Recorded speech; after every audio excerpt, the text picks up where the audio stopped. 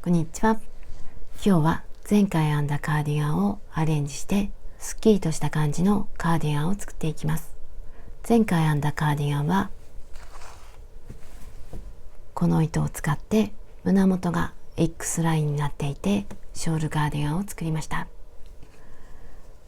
こんな糸でこんな縁編みで全体的には甘い感じのカーディガンになりました。今回はそれをジーンズなどにも合わせやすいようにシンプルなデザインにします。模様編みはこんな感じで、これはまだ途中なんですが、透かしを多くして軽いイメージの模様編みにしました。これから編むカーディガンは肩を剥ぎ合わせたり脇を閉じ合わせる必要がありません。それとこれはショールとカーディガンを合わせたカーディガンなんですが、吊り下がらないので着ていてとても楽ちんです。作り方はこんな感じで作っていきます。まずこの長方形を編んでいきます。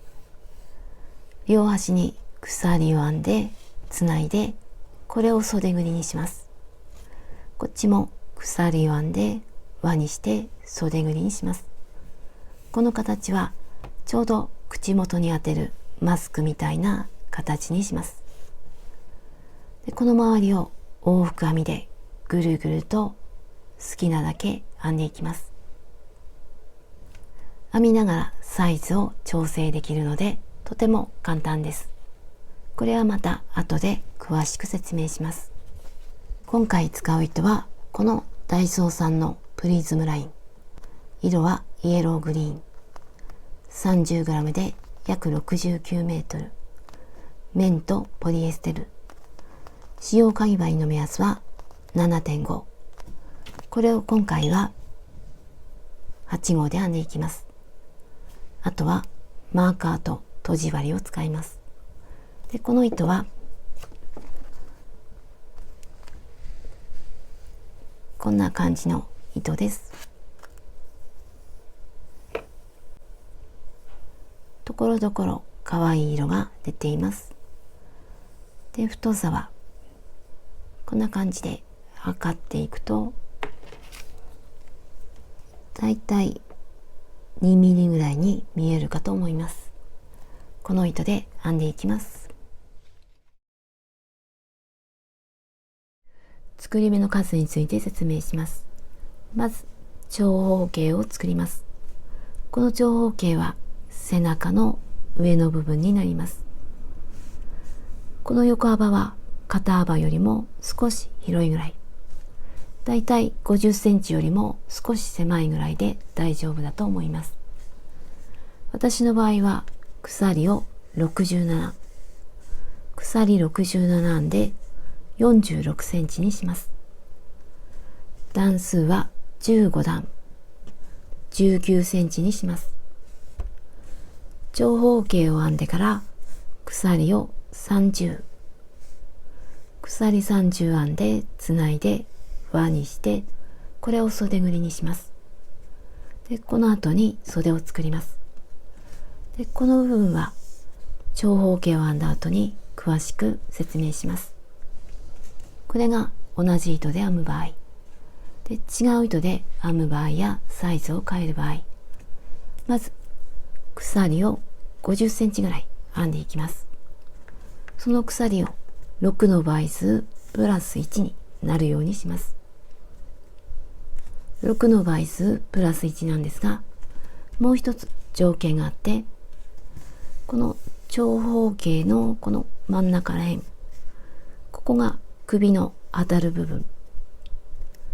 その後で往復編みでぐるぐると編んでいくんですが、この部分は編まないで残しておいて、で首が当たるようにしておきます。この部分の幅をだいたい確認します。で今回だいたい10センチから12センチにしようと思っています。でこの中に模様が何個入るかを確認します。私の場合は鎖を18編んでだいたい11センチ。今回の模様は鎖6個で1つの模様なので、鎖18個で3つ模様が入ります。これが首になるところ。ここに模様が3つ入るので、その時はこの部分も模様が奇数になるようにします。ここの模様の数が偶数の場合は、ここも模様の数を偶数にします。ちょっとややこしいんですが、ここを合わせると後でやりやすくなります。鎖をだいたい10センチぐらい編んで、何個模様ができるかを確認します。で、奇数になるか偶数になるかを確認します。で、これをそっちに合わせます。その2つの条件で鎖を決めていきます。で、段数は今回4段で1つの模様で、しばらく編んでみてから様子を見てこの段数を決めていきます。この段数は作りたい袖のだいたい半分ぐらい。40センチの袖を作りたいときは20センチ弱ぐらいがいいかと思います。だいたい20センチに近づくように編んでいきます。また詳しく説明していきます。鎖編みをしていきます。この時は少しゆったりと編んでいきます。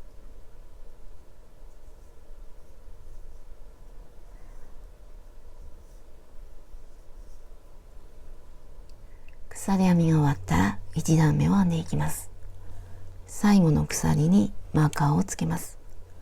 これはこれから編んでいく長方形の角になります。細編みをします。細編みをするので鎖を1つ戻って2つ目に細編み、表から針を入れて細編み、1つ目の細編みにマーカーをつけます。ここから鎖と長編みで扇形を作ります。まず鎖を1つ、足元2つ飛ばして3つ目に長編み、1、2、3、長編み、鎖、同じところに長編み、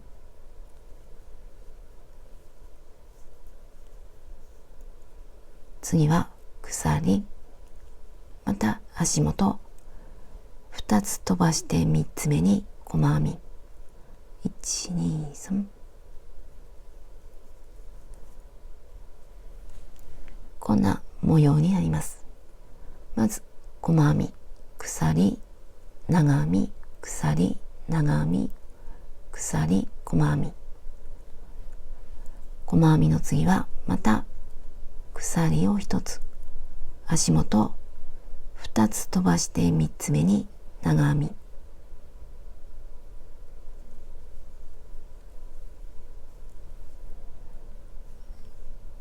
鎖、同じところに長編み、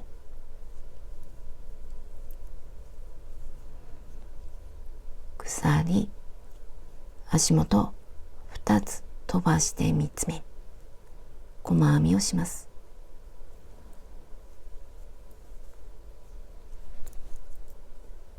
これを繰り返していきます。細編みの次は鎖、次は長編み、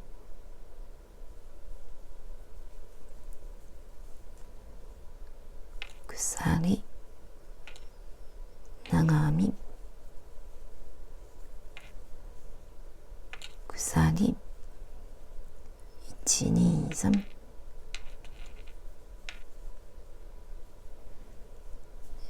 次も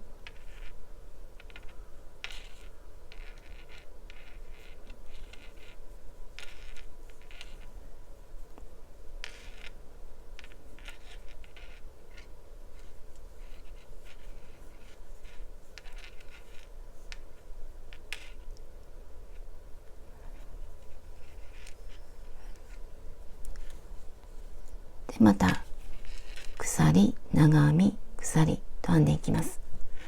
端まで編んでいきます。端まで編んできました。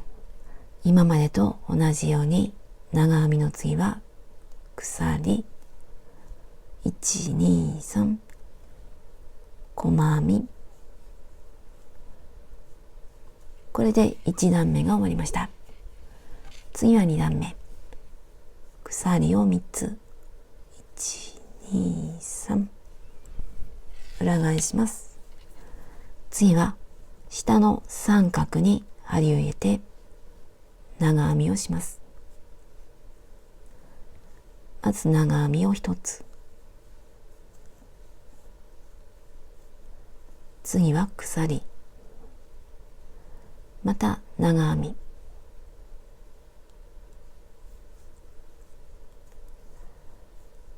鎖、長編み。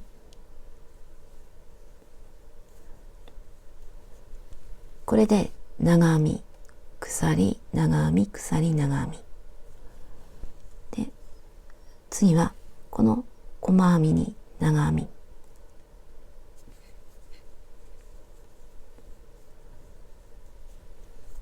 こういう形で編んでいきます。1段目は長編み2つ、2段目は3つ、間は長編み。また同じように編んでいきます。三角に長編み、鎖、長編み、鎖、長編みで、間は長編み。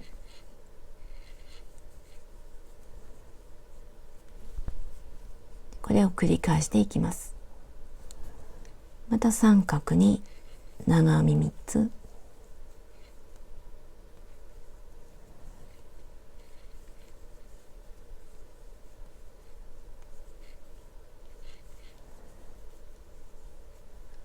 間には長編み。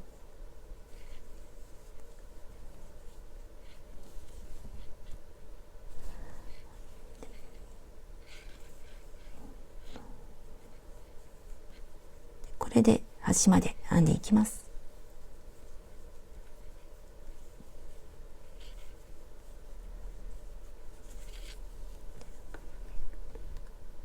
端まで編んできました。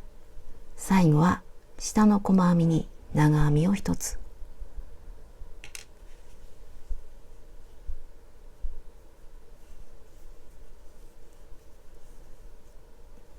これで2段目が終わりました。次は3段目。3段目は四角を作っていきます。四角を編むときは最初の鎖は4つ。1、2、3、4。裏返します。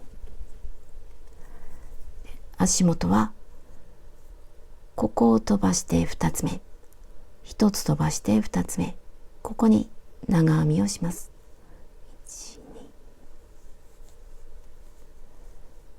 これで四角ができました。次また四角を作ります。鎖1つ、足元1、2でまた四角を作っていきます。鎖1、2、2つ目はこの長編みの上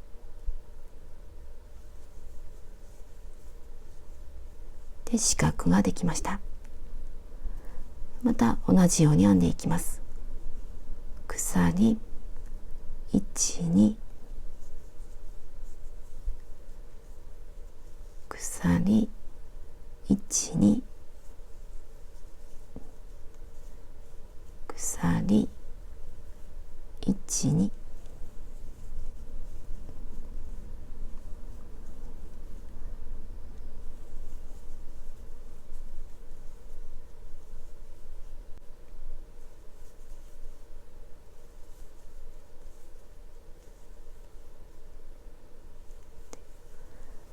これで端まで編んでいきます。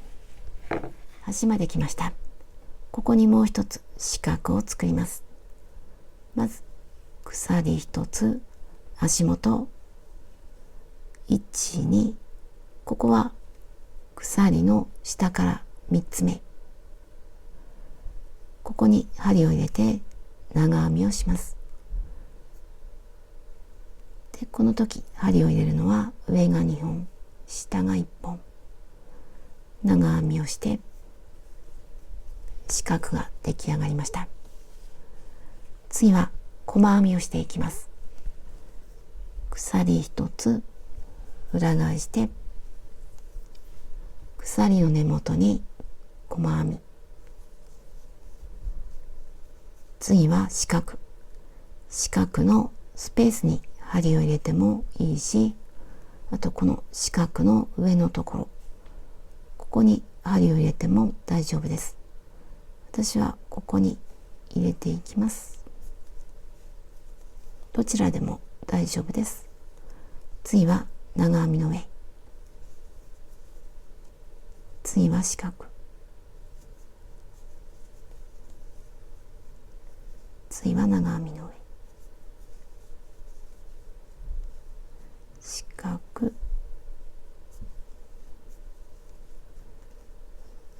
長編みで、このまま端まで編んでいきます。端まで編んできました。最後の四角にも細編みをします。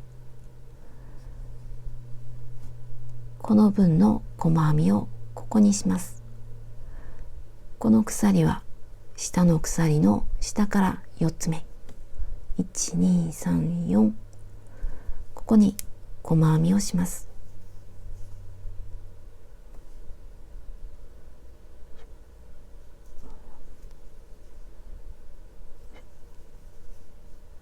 で最後は鎖の下から3つ目、ここ1、2、3、これが一番端の細編み、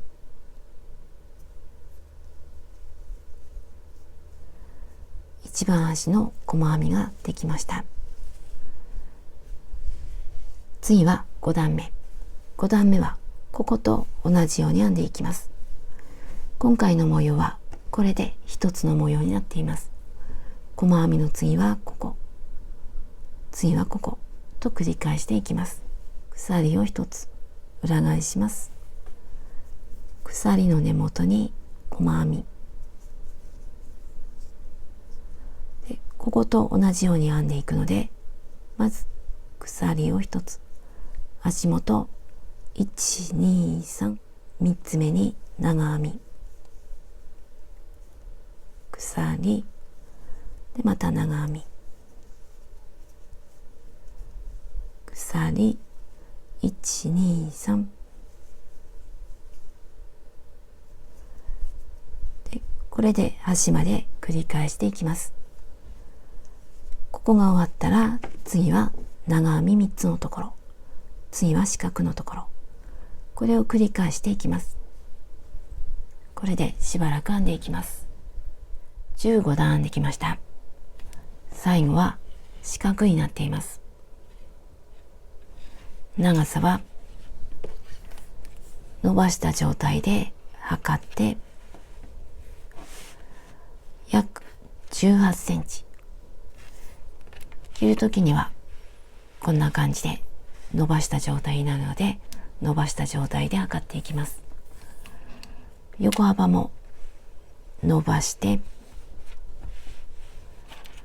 で、だいたい44センチで、この高さは袖ぐりの半分ぐらいにしたいので15から20ぐらいがいいかと思います。で最後は四角で終わります。次は鎖を編んで輪にして袖ぐりにします。今糸が出ているところから続けます。鎖で、この鎖の長さはここから測ってこから伸ばした状態で測っていって、だいたい40センチぐらい。ここと鎖を合わせて40センチ。この長さはちょっとゆったりした感じになると思います。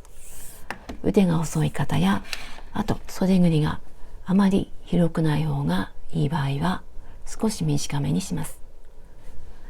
で、この鎖をだいたい作りたい長さ、私の場合は40センチぐらいになるように編んでいきます。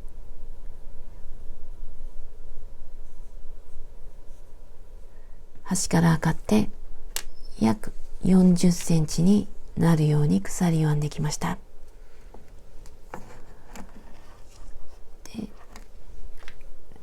でこれを輪にして袖ぐりにして袖を編んでいきます。で袖を編むときにここと同じ模様にするためにここを6の倍数にします。ここから糸を出してきて6の倍数になるようにします。この鎖からは一つの鎖から一つ、ここからもう一つ、ここからもう一つと糸を出していきます。この部分からはこの長編みから2つ、ここからも2つ、ここは細編みなので1つ、ここからも1つ、また2つ、2つ、1つ、1つ、2つ、2つ、1つ、1つ、2つ、2つ、1つと数えてきて、最後にこの作り目のところ、ここも数えてプラス1。私の場合は24になりました。ここが24で合わせて54、6の倍数にしました。その場合、長さは38センチぐらい。これぐらいで袖ぐりにしたいと思います。でこれも好みの長さにします。もっと長くても短くても大丈夫です。で、余分な鎖はほどいて、でマーカーは外さないでつけたままつなぎます。この作り目の端、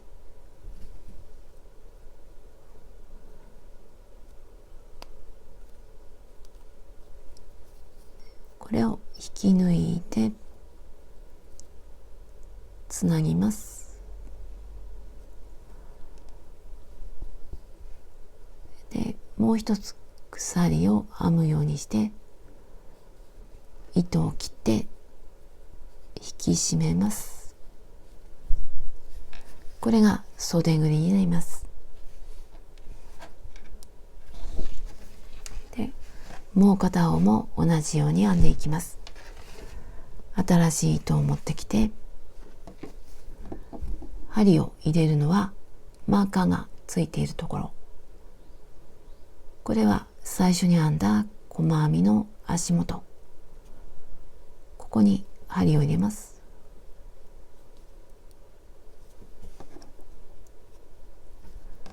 で、糸を引き出します。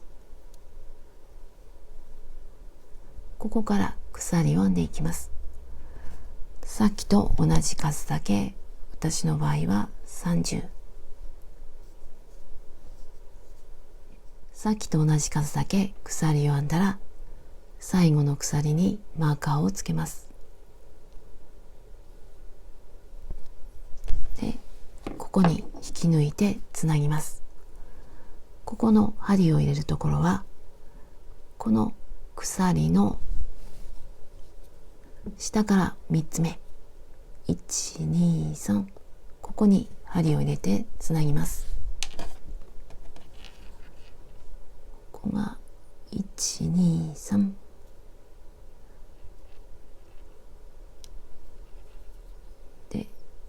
き抜きます。で、鎖一つ編むようにして糸を切ります。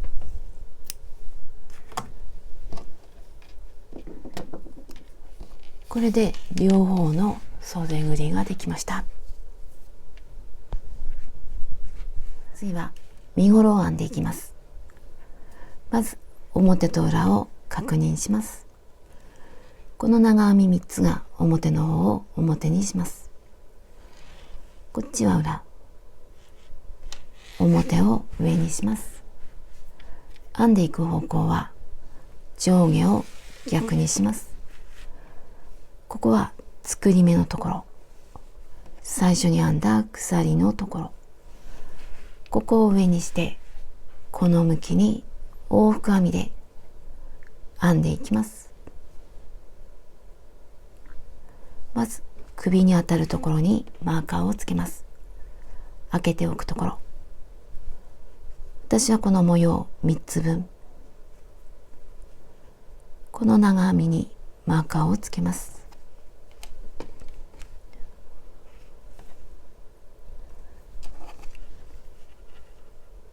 で、長さは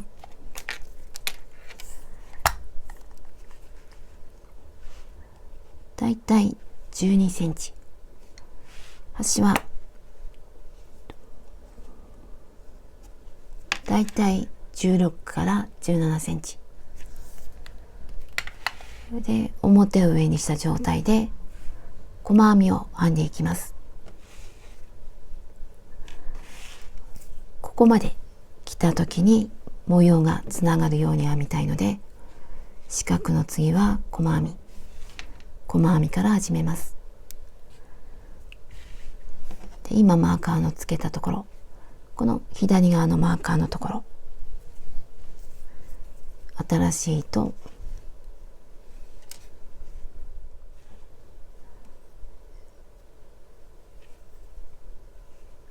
で引き出して鎖を一つ細編みをしていきます。鎖の根元に細編み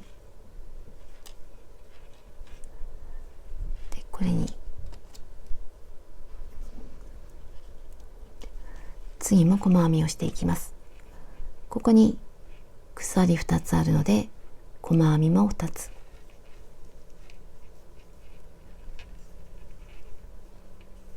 この長編みのところには1つ、次は2つ、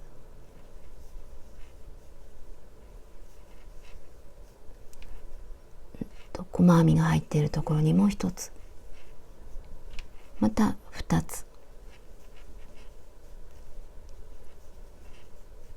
1つ、2つ、1つと端まで編んでいきます。ここまで。端の鎖2つにも今までと同じように細編みを2つで、一番端はこの細編みマーカーをつけていたところ、この端の細編み、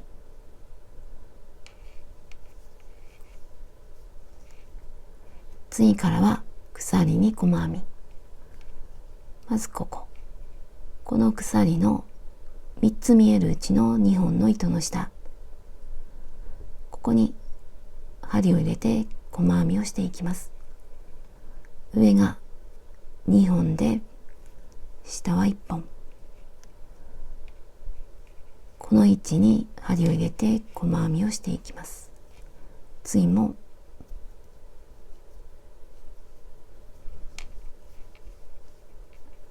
で、次もで、このまま反対側の鎖の付け根まで編んでいきます。鎖編みの付け根まで来ました。マーカーをつけていたところは最後の鎖、最後の鎖にも細編みをします。次はこの長方形の端のところ、ここに細編みをします。で、この糸端は編みくるんでいきます。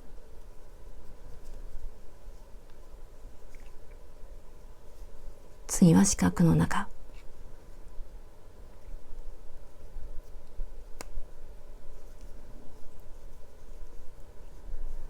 次また長編みの上、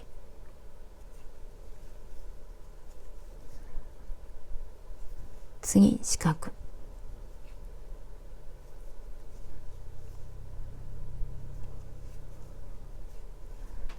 次長編みの上で、このままこの端まで編んでいきます。最後の四角にも細編みを一つ、一番端の長編みにも細編みを一つ、ここから鎖の一つ一つに細編みをしていきます。また上が2本で下が1本、細編みをしていきます。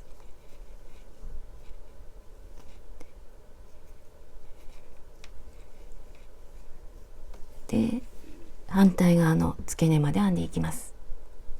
鎖編みの付け根まで来ました。マーカーをつけていたところは最後の鎖、最後の鎖に細編みを一つ、次はこの長方形の端の細編み、ここにも細編み、この糸端は編みくるんでいきます。次はこの鎖2つに細編み2つ、さっきと同じように編んでいきます。次はここ、次はまたここで、これでこのマーカーのところまで編んでいきます。マーカーの手前まで編んできました。マーカーのところにも細編みを一つ、これで1段目が終わりました。次は折り返して2段目、ここは曲がっているんですが、ここと同じです。鎖一つで立ち上がってぐるっと編んでいきます。で、また次は鎖3つでぐるっと編んで、ここと同じ編み方で編んでいきます。で、模様を揃えたいので、細編みの次はこの長編み2つの扇形、細編みの次に扇形を裏から編んでいきます。鎖1つ裏返します。鎖の根元に細編みで、この扇形を編むので、細編みの次は鎖1、2、3、長編み、鎖、同じところに長編み、鎖、1、2、3、下の扇形と同じラインになっているようにします。次また同じ。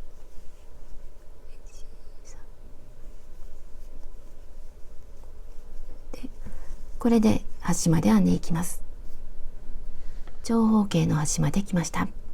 また同じように足元1、2、3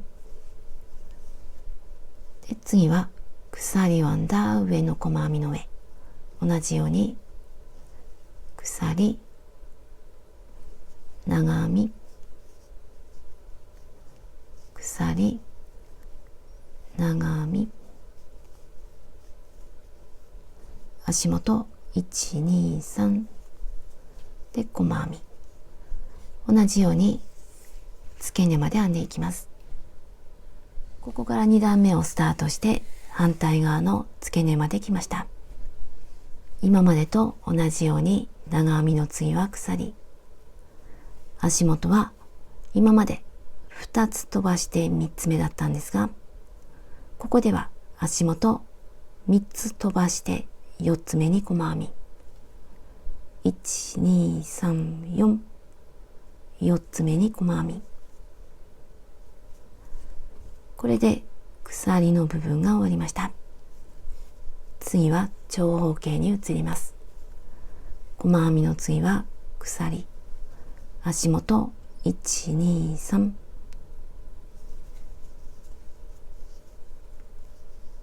鎖。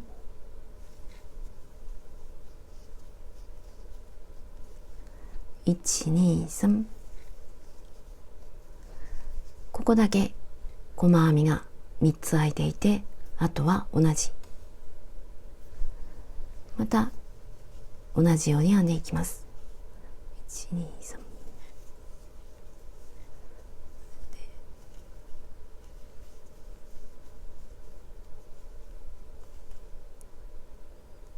で、下と扇形のラインが揃うように編んでいきます。で、このまま反対側まで編んでいきます。端まで編んできました。今までと同じように長編みの次は鎖。足元2つ飛ばして3つ目に細編み。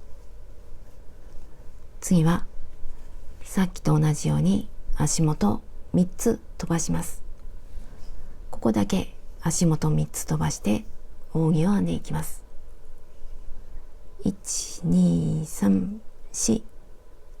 ここに長編み、鎖、長編み、鎖。次は足元2つ飛ばして3つ目。1、2、3。ここだけ足元3つ。ここは2つ。でこれ以降も2つ編んでいきます。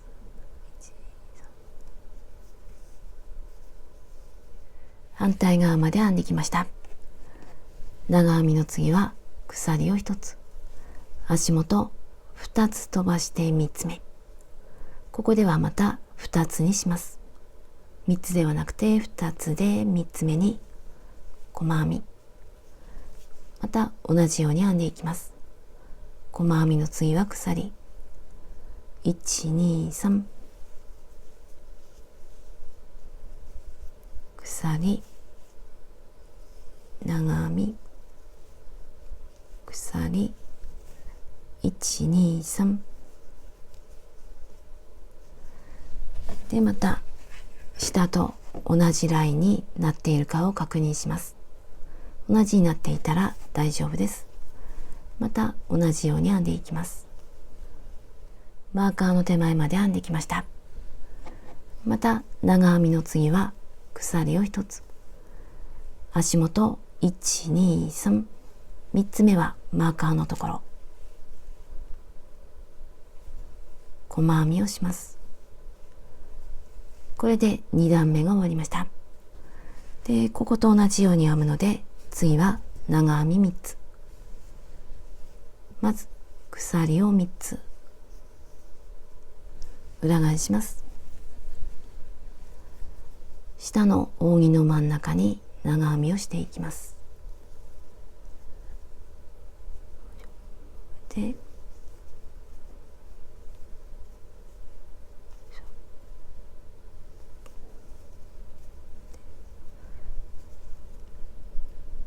次はここ。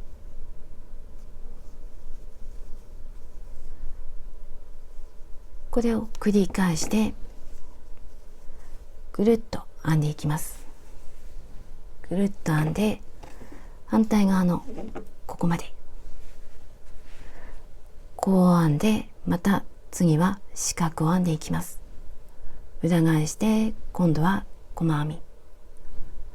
ここと同じように往復編みでぐるぐると編んでいきます。ここで折り返して編んでいきます。これでしばらく編んでいきます。まだ周りを編んでいる途中なんですが、一旦休んで袖を作っていきます。今編んできたのはこんな感じでぐるぐると編んできました。切るときにはこんな形になります。ここが首が当たるところ、ここは肩で、ここが袖、こっちも肩で袖、表が上になっています。袖を見ます。で袖はここから細編みがあります。ここからは細編みがないので、ここからここまで細編みを編んでいきます。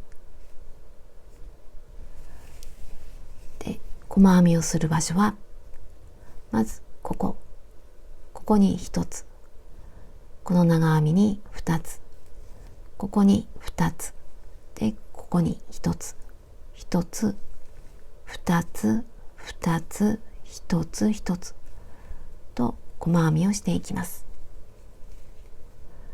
で、ここにしようかと思ったんですが、この分をこちらに移して全部で24にします。全部でここが6の倍数になったら大丈夫です。ちょっと目立たないところで数を調整して6の倍数にしても大丈夫です。まずここに細編みをしていきます。新しい糸で引き出して少し小さめの鎖を1つ、同じところに細編みをします。次はここに2つ、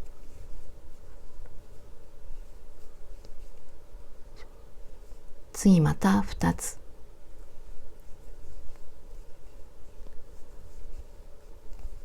次は1つ、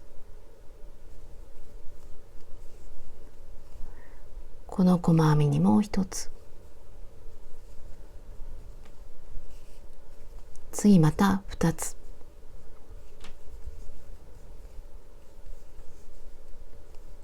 2つ、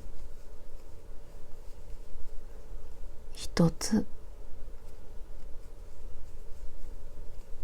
1つで、このままこの角まで編んでいきます。角まで来ました。最後この細編みに細編みをします。これで細編みが24で、この細編みに引き抜いて輪にします。で、鎖一つを編むようにして糸を切ります。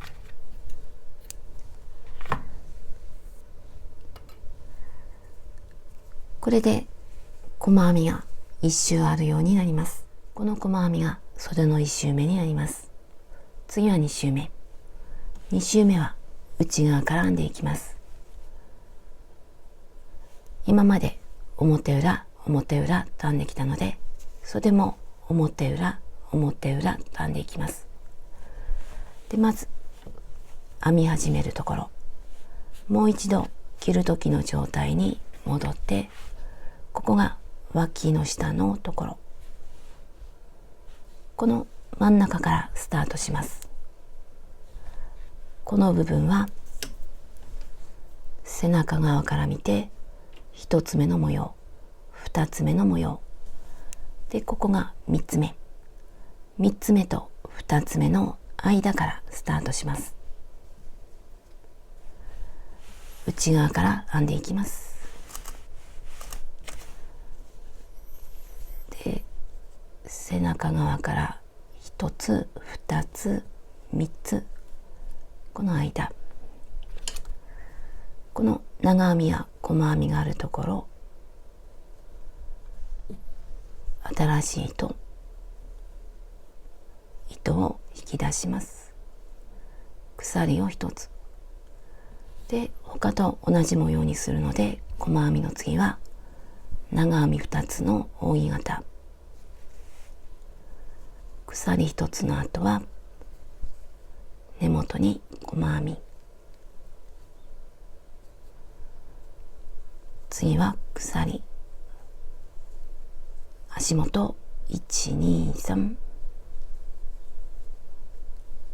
扇形を作ります。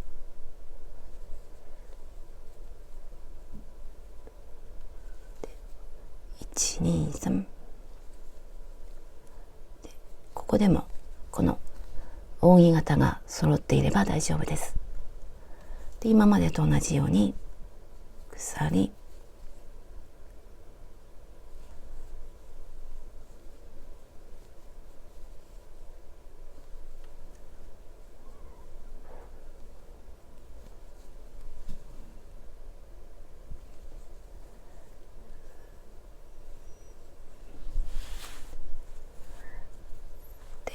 次は123。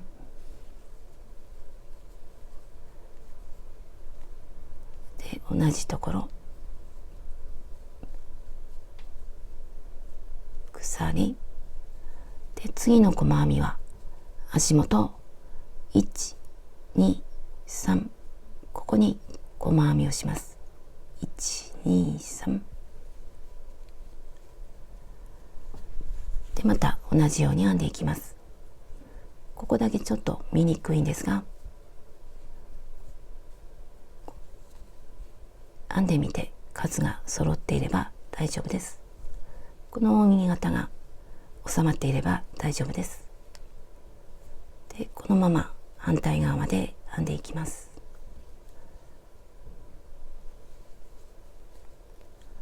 ここまで編んでいきます。ここからスタートして次の角になっているところまで来ました。ここでも扇形1、2、3、ここに長編み、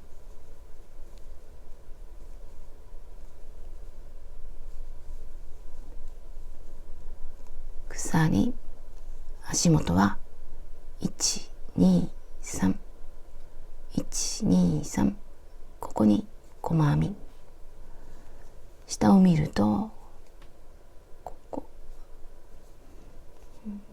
この細編みが入っているところ、ここに細編みをします。で、また今までと同じように下と模様を揃えていきます。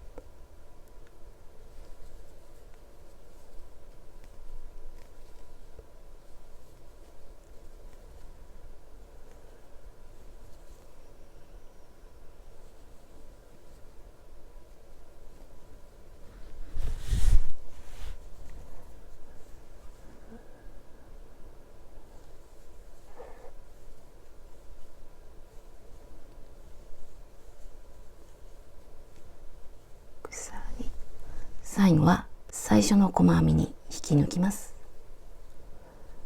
これで2周目が終わりました。次は3周目。3周目は外側から編んでいきます。次は長編み3つの扇形、鎖を3つで、下の三角に長編みをしていきます。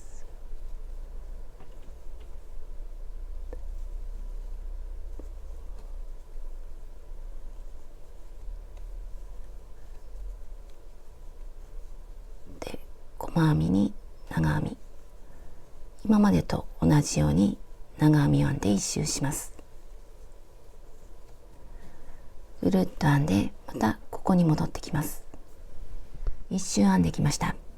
最後は最初の鎖の下から3つ目引き抜いて3周目が終わりました。次は4周目、内側から編んでいきます。まず四角を編むので鎖を4つ、1、2、3、4で四角を編んでいきます。1、2、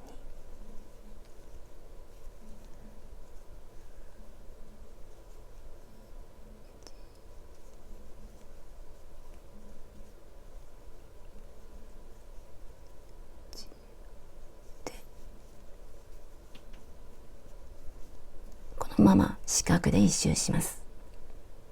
四角を編んで一周してきました。鎖を1つ、最初の鎖の下から3つ目引き抜いて、最後も四角ができました。次は細編みを編んでいきます。鎖1つ外側から編んでいきます。鎖の根元に細編み、次は四角、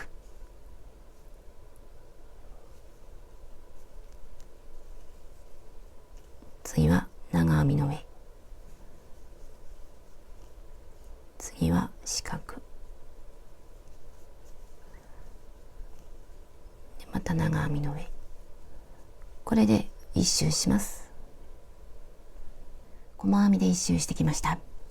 最初の細編みに引き抜きます。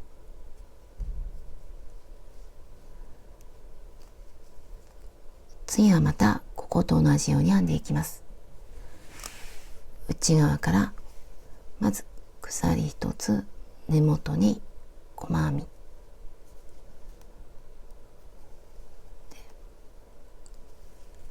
鎖1つ足元1、2、3でこのまま一周します。で一周したら次はここと同じように編んでいきます。次は四角、また細編み、これを繰り返していきます。私は今回これを2つ分とあとこれを1つ、それぐらいの長さでやってみようと思います。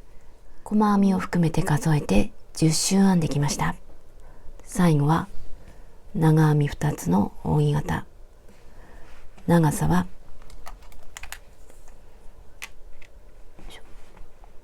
約11センチ、この長さはお好みにします。実際に腕を通してみて好みの長さにします。私はこれぐらいで最後に細編みを編んでいきます。細編みは表から編んでいきます。外側になります。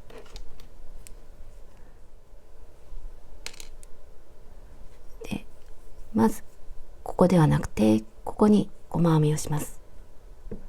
この鎖の下で、普段細編みをするときに鎖一つを編むんですが、ここでは編まないでこのまま鎖の下細編みをします。で今編んだ細編みにマーカーをつけておきます。この2本をすくってマーカーをつけます。で次は長編みの上、ここに細編みをします。次は三角の中、細編みを3つ、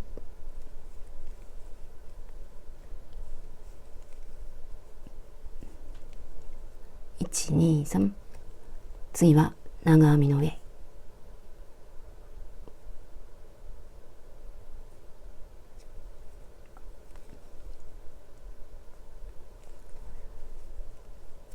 次はこの鎖の下、こんな感じで編んでいきます。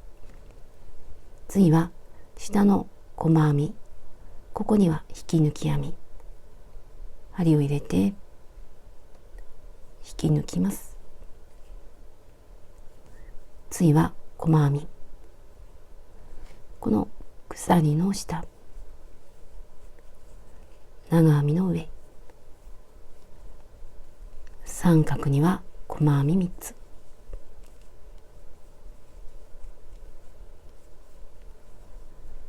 で長編みの上、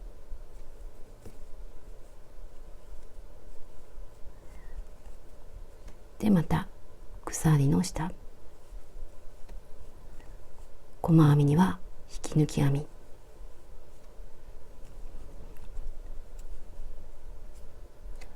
で次も同じ、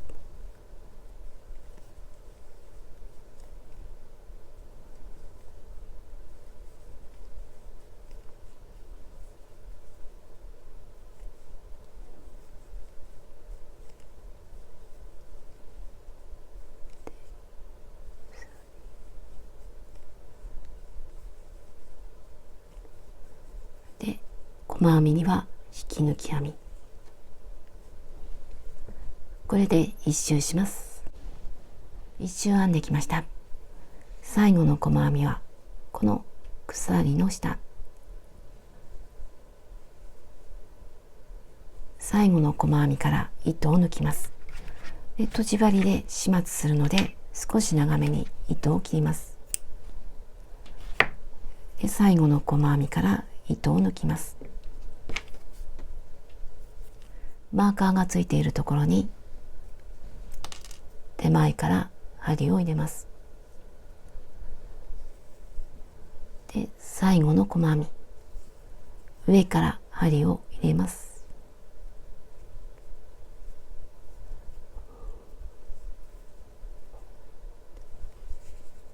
で、小さくして裏で固定して隠します。ほどけないように。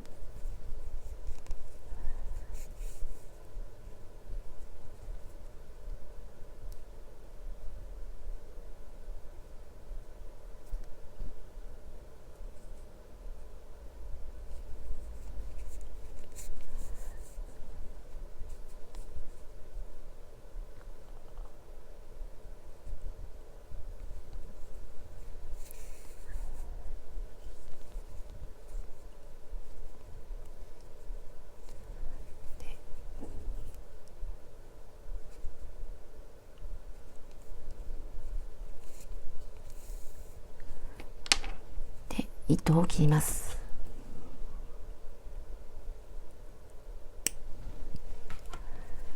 反対側も同じように作っていきます。で、反対側も細編みをしました。ここからここまで。で、始める位置を見ていきます。来た状態に直して、ここが脇の下で、ここら辺から始めます。この位置は背中側から数えて1つ目の模様、2つ目、3つ目、2つ目と3つ目の間、ここから内側、この細編みと長編みのラインで、新しい糸を出して、まず細編み、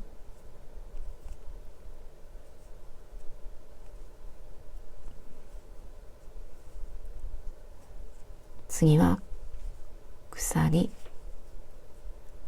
1、2、31、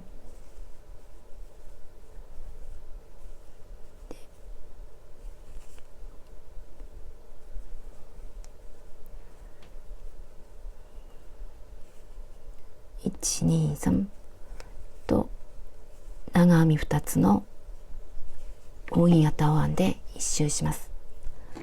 次は長編み3つの覆い型、同じように繰り返してここと同じ長さになるように編んでいきます。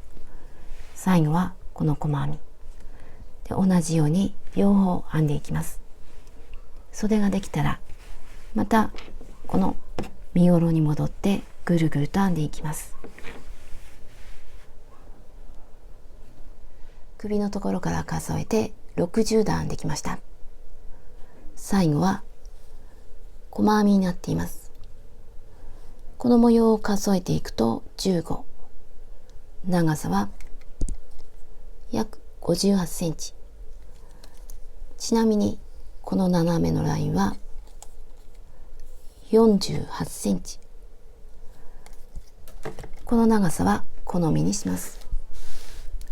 私の場合は着てみるとおへそよりも少し長いぐらい、ここからここまでで、この状態と着る状態と長さが変わってくるので、実際に着てみて好みの長さにします。で、次は縁を編んでいきます。これは60段目の細編みです。表が上になっています。この部分は着た時の右側になっています。で今まで裾を編んできて、次はここで曲がって首の方に編んでいきます。今糸が出ているところから続けて編んでいきます。で最後の細編み、同じところにもう一つ細編みをします。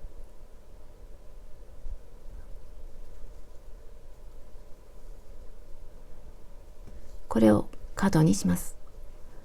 でこの長編みの代わりの鎖3つ、この隣に細編みを2つ、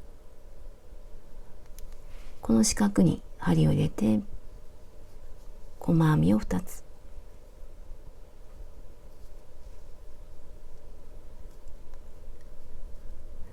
次またこの長編みの隣に細編みを2つ、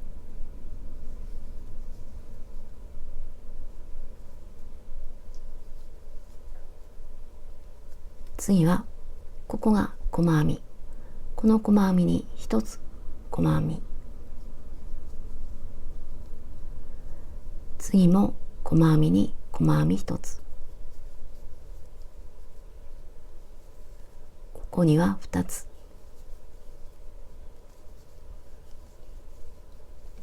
次も2つ、細編みには1つ、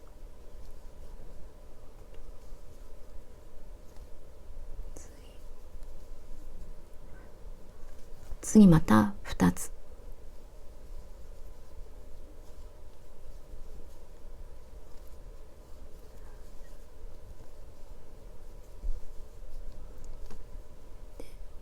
ここは細編み、この長編み2つの扇形の端は細編み、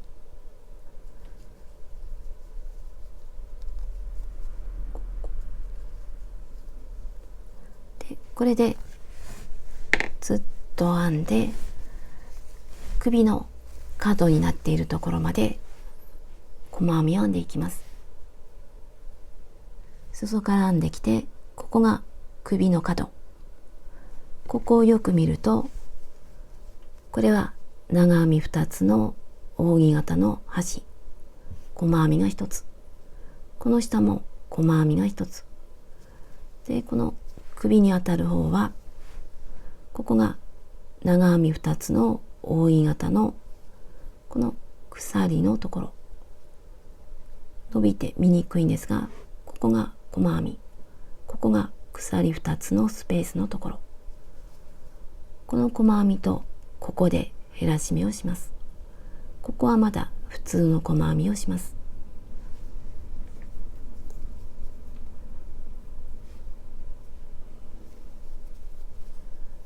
この扇形の端、普通の細編み、次はこことここで減らし目、細編みの途中を編む感じで糸を出して、次はここ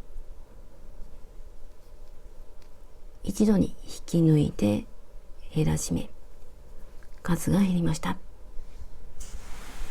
でちょっとここで縮まって、次からは普通に編んでいきます。この次の角まで普通に編んでいきます。でここは鎖2つ編んだところなので細編みを2つ、今1つ編んだので普通の細編みをもう1つ、次はこの長編みの入っているところ、鎖2つのところに細編みを2つ、細編みの入っているところでまた2つ、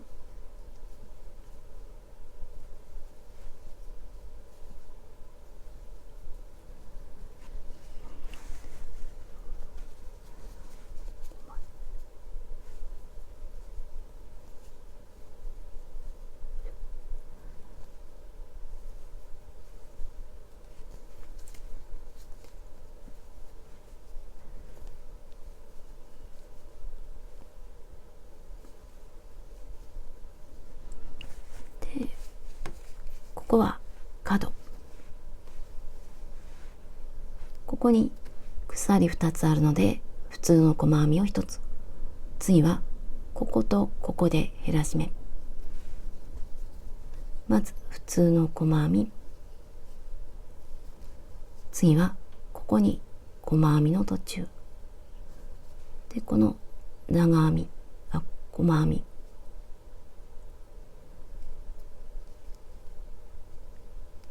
一度に引き抜いて減らし目、一つ減って縮まりました。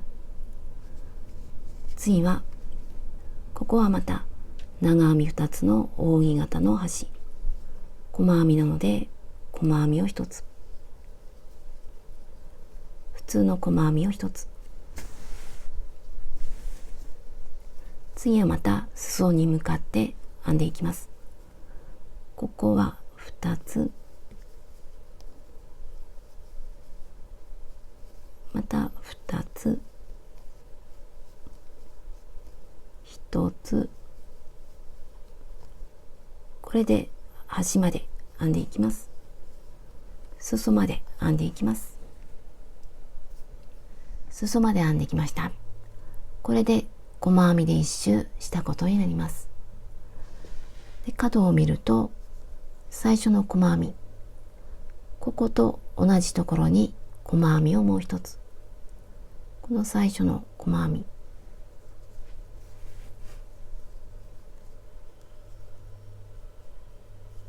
最初の細編みに引き抜きます。これで縁の1周目が終わりました。次は2周目、また表の状態のまま編んでいきます。で、模様をつなげたいので、細編みの次は長編み2つの扇形、鎖を1つ、根元に細編み、鎖1つで1、2、3、今までと同じです。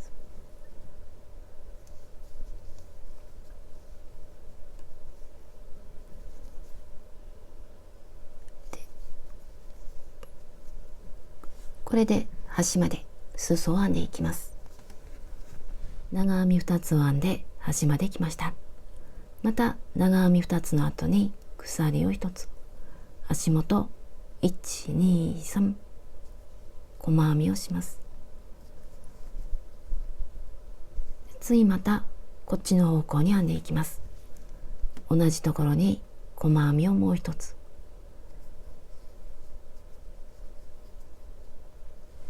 で、ここからこっち方向に編んでいきます。今細編みを編んで、次は鎖2つ、1、2、足元2つ飛ばして3つ目に細編み、1、2、3、また鎖2つ、1、2、足元も1、2、3、こんな感じで編んでいきます。鎖2つ、足元1、2、3、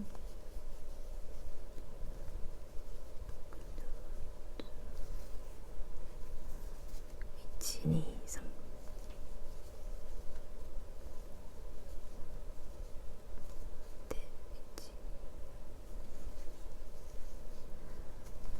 で、こんな感じでまた首のところの角まで編んでいきます。で、この時あまり鎖を極端に小さくしない方が歪まないと思います。で、この角まで編んでいきます。ここまで裾から編んできて首の角まで来ました。で、ここではまた縮めたいので鎖2つのところを1つにします。今細編みを編んだところ、足元は今までと同じように2つ飛ばして3つ目、3つ目に編むんですが、鎖を1つ、2つではなくて1つにして足元2つ飛ばして3つ目に細編み。これで少しだけ縮まりました。次からは同じように編んでいきます。細編みの次は鎖1、2、3、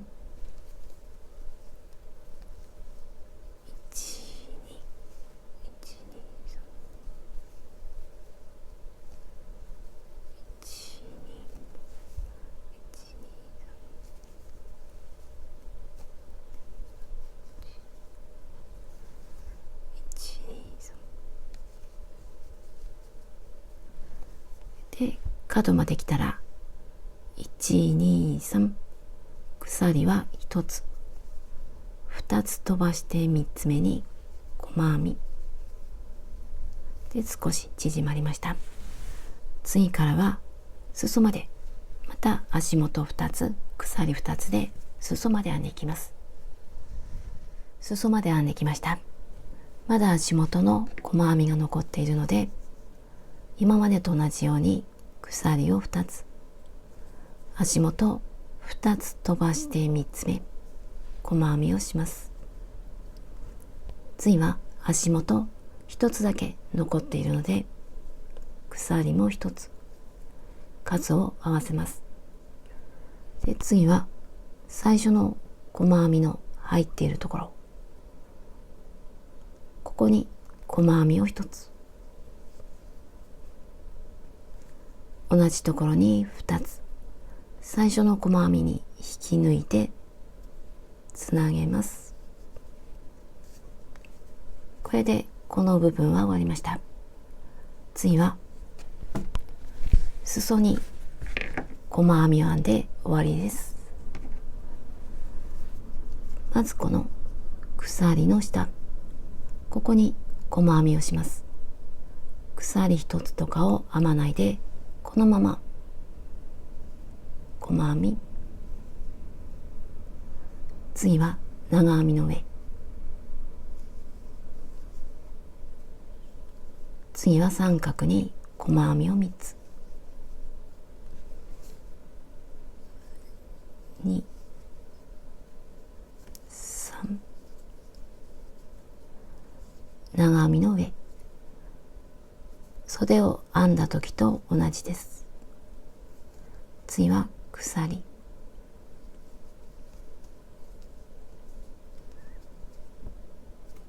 で、次は細編みの上に引き抜き編み、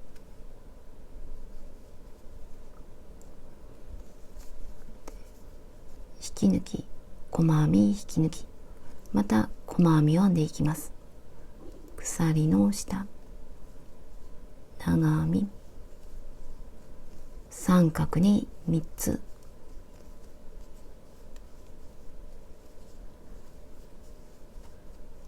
で長編みで鎖、細編みには引き抜き編みで、袖と同じように裾の端まで細編みを編んできました。今長編みに細編みを編んだところ、最後はこの鎖の下、これが最後の細編み。最後の細編みを編んだら、少し長めに糸を切ってとじ針で始末します。最後の細編みから糸を抜きます。この細編みの手前から向こうに針を入れます。最後の細編み、上から針を入れます。これを引き締めて形を整えます。裏でほどけないように糸端を隠します。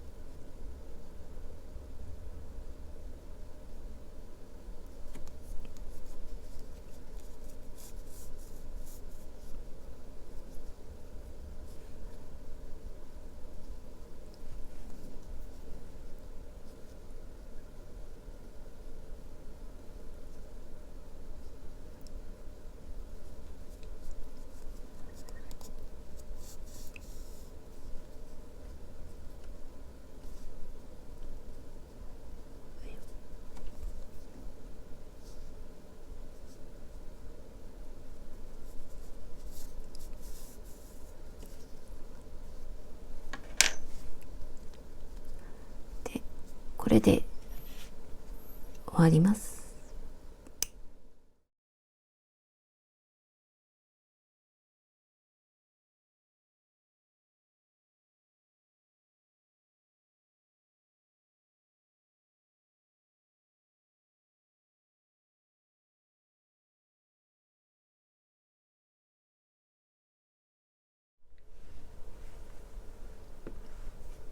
こんな感じに出来上がりました。